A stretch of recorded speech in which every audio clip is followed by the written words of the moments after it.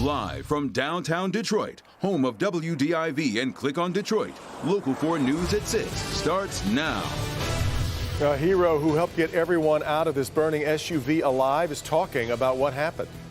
Wayne County's election results are official. Does that mean the drama is finished? Not necessarily. And as a new round of COVID restrictions goes into effect statewide, we've learned of a big outbreak here in southeast Michigan. We're glad you're with us for Local 4 News at 6, and the coronavirus tops our newscast on day one of the 3-week pause. The state is reporting 5,772 new cases, along with 62 deaths. Now, adding to those numbers, a big new outbreak in Ypsilanti. 31 people have tested positive and more than 40 were exposed at the Fraternal Order of Eagles number 2250. Now, it affects people who were there between October 31st and November 10th. The Washtenaw County Health Department says face coverings and social distancing were used inconsistently or not at all. An order requiring masks in public is now in effect as the 3-week pause announced by Governor Whitmer begins. That means no indoor seating at bars or restaurants, casinos, movie theaters, and bowling alleys all have to close, and in-person learning at schools is on hold. Now, high school sports are also paused. We're now learning the MHSAA's restart plan. That's right. All high school athletes can get back to practice December 9th, though football playoffs will resume December 15th. Football state championships will begin December 28th at Ford Field. Volleyball playoffs will resume December 15th. Diving finals will be December 22nd. Swimming finals will be on December 23rd. Winter sports competitions will start January 4th.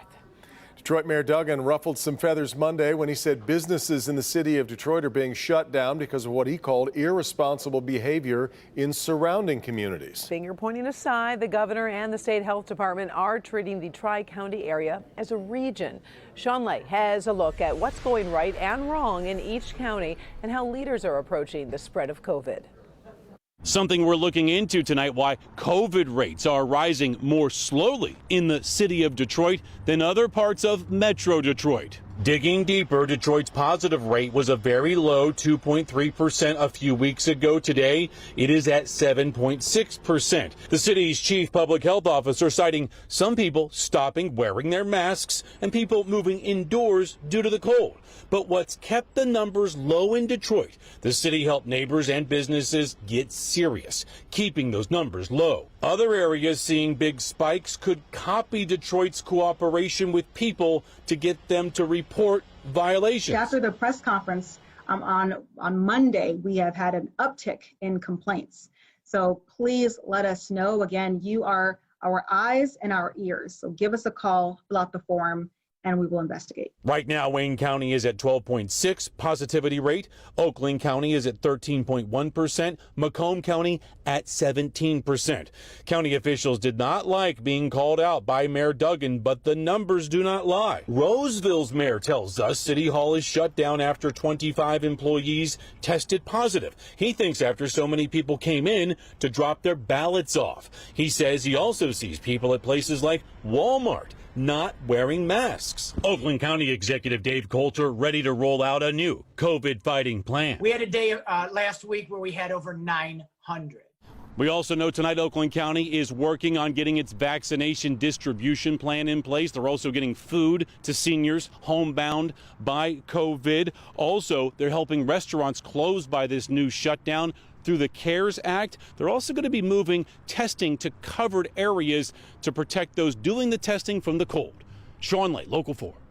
And when it does come to COVID testing, we've been hearing a lot about growing lines and delayed results. But the FDA just issued a new emergency use authorization for an at-home COVID test. Let's bring in Dr. Frank McGeorge. He's here to explain exactly what it is and how it works.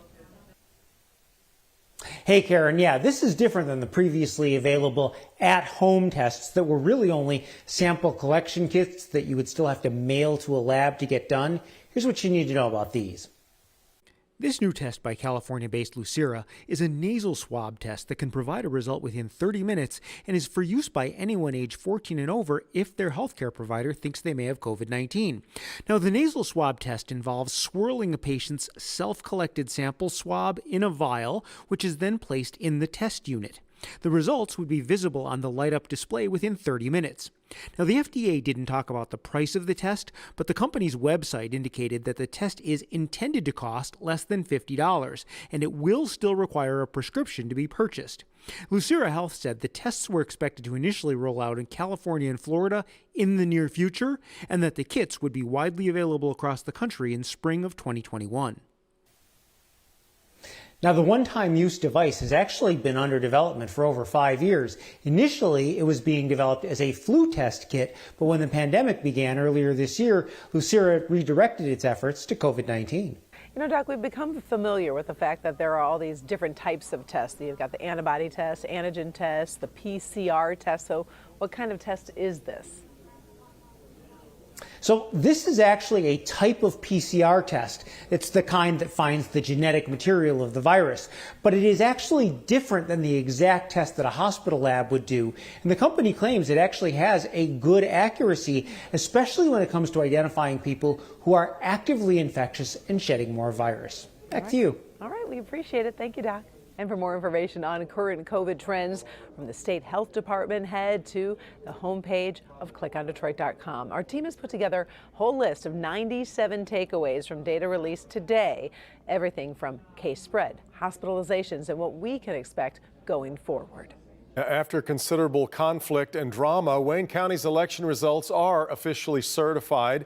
The County Board of Canvassers approved the November 3rd vote, and now that puts the State Board of Canvassers into play. So for a look at where we are in this process and what needs to happen in the days ahead, we bring in Local 4's Rod Maloney with some answers. It's been a circuitous route to where we are now so far, Rod. Yeah, Devin, you know, there were concerns last night about voter discrepancies, the number of votes versus voters, and the Board of Canvassers expressed those concerns, but eventually they did certify. Now that result is on its way to the state. The State Board of Canvassers were supposed to meet today, and they did not. To hear Michigan Secretary of State Jocelyn Benson tell it, the election is settled. The State Board of Canvassers have a ministerial role, an administrative role, and the law very clearly says that they shall certify the elections once the counties do so. So they really don't have a lot of wiggle room to overturn decisions that were made at the county level. At this point, almost every county, I believe every county, has voted to certify the results. Not so fast, says Republican House Speaker Lee Chatfield, whom we spoke with via Zoom this afternoon. He wants a deeper dive into irregularities because there's still pending legal action and election result audits agreed to by the Secretary of State. We're investigating reports of irregularities. We're investigating reports of fraud because I want to provide peace of mind to the Michigan voters and certainty that we still have integrity in our election process. The State Board of Canvassers has until November 23rd to certify the election. If they don't, it heads to court. December 8th is considered the federal safe harbor deadline. So pressure builds on the president, unwilling to concede, from places like Republican Sterling Heights Mayor Mike Taylor, who tweeted today, quote, "President Trump is deliberately lying to Americans and the world about the Michigan election results in order to create uncertainty, fear, and distrust in our democracy. His temper tantrums on Twitter and baseless lies about the election should be universally condemned," end quote. Now, December 14th is when the state senate is supposed to have the electors cast their electoral votes. We'll see if, in fact, they make that deadline. And January 6th is when the Electoral College is actually supposed to happen and have the votes cast and counted. We'll see whether they get there as well, because the 20th of January is when the inauguration is supposed to happen. Reporting live, Rod Maloney, Local 4. Surrounded by deadlines we are. All right, Rod. Well, we are hearing tonight from one of the heroes who risked their own lives to help the victims of a fiery car crash in Plymouth Township. This was the dramatic scene on Ann Arbor Road yesterday as an SUV burst into flames after an accident with a semi-truck. Before the SUV became fully engulfed, Good Samaritans pulled a man and a child out. One of those heroes, a state trooper, who made time today to speak about this harrowing scene with our Victor Williams. Trooper Dan Drewer walks us through the heart-stopping moments he jumped at an opportunity to save a life. It's very fortunate things happened the way that it did, with as good of an outcome. It could have been a lot worse. Drewer was on the way to the Brighton MSP post Tuesday morning when he saw the jackknife semi on Ann Arbor Road. When I got out of my car just to see, make sure that everybody was okay, then I observed the car that was starting to ignite on fire. It quickly turned into a race against time to get a father and his young son out of an SUV that had burst into flames shortly after a collision with the semi. And luckily, when I called out for help from a civilian, he came over and helped me with a fire extinguisher so I could actually, remove the person from the car. Thanks to multiple Good Samaritans stepping up to help out with the rescue, the trooper, along with several bystanders, were able to get everyone out of the burning vehicle. However, Jur doesn't want any special attention. But when it first started, you don't really think, you just react. And I didn't do anything that any other cop or trooper wouldn't have done in my position. Instead, he believes all the glory should go to the people who rose to the occasion without a badge. A lot of thanks need to go out to the gentleman that helped me, and there was another passerby that stopped and helped with a little boy that got out of the car too. So my hat's off to them. They were just normal guys going to work, and they came out to help when I asked them to. And what a great way to have your faith in humanity restored. I'm told that Trooper Jur also went to the hospital to check on that little boy and his father. Victor Williams, Local 4. And at last check, the man pulled from the SUV remains hospitalized tonight in critical condition. A local radio station warning listeners that a big change is coming that they probably won't like. That's just ahead. Plus, here's Ben. We've got a change that you will like, and it is temperatures, but the other impacts, wind tomorrow. We'll talk about that, and a lot of rain coming by the end of the weekend. It's all next. The stress and anxiety of money, the virus, the holidays can cause us to get lost in our own troubles.